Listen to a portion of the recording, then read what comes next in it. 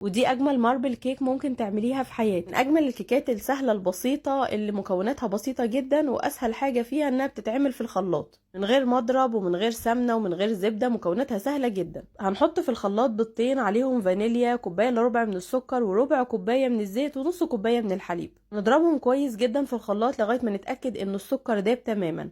هنجيب بقى طبق غويط ونحط فيه كوبايه واحده من الدقيق، عليها معلقه صغيره من البيكنج باودر، وعليها رشة بسيطة من الملح، وهننزل بالخليط اللي احنا عملناه في الخلاط ونقلبه بالشكل ده. لو لقينا القوام خفيف نقدر نزود معلقتين من الدقيق وننخلهم علشان الكيكة تطلع هشة وخفيفة زي ما شفتوها في اول الفيديو. نقسم المكونات في طبقين زي بعض كده على قد بعض بالظبط، وواحد منهم هنحط عليه معلقة كبيرة من الكاكاو الخام، وهنحط معلقتين كده من الحليب علشان يبقى قوام الكيكة زي بعض، يعني قوام الكيكة اللي بالشوكولاتة يبقى نفس قوام الكيكة اللي بالحليب.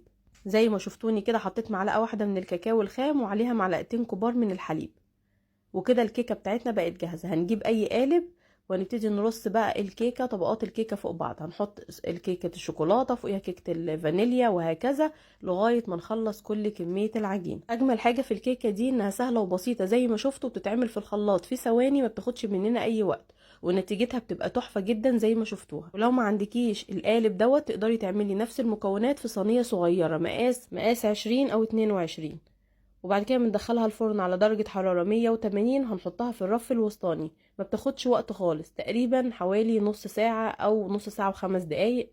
بنطلع الكيكة وبنختبرها بالشكل ده، نشوف بيطلع منها عجين من جوه ولا لا. لما بنغز فيها كده السكينة هنشيلها من ورقة الزبدة، ودي اجمل حاجة ان ورقة الزبدة مش بتخليها تلزق خالص وبتطلع معاكي بكل سهولة.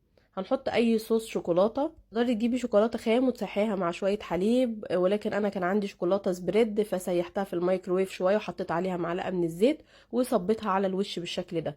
سهله وبسيطه، وعايزه اقول لكم بتقطع كميه كبيره من الكيك، ولذيذه جدا وهشه، واستخدمنا بيضتين وشويه مكونات بسيطه، والنتيجه تحفه زي ما انتم شايفين كده، وبالف هنا. ولو عايزين وصفات زي دي كتير اكتبولي في الكومنتات واعمل لكم اجمل الكيكات.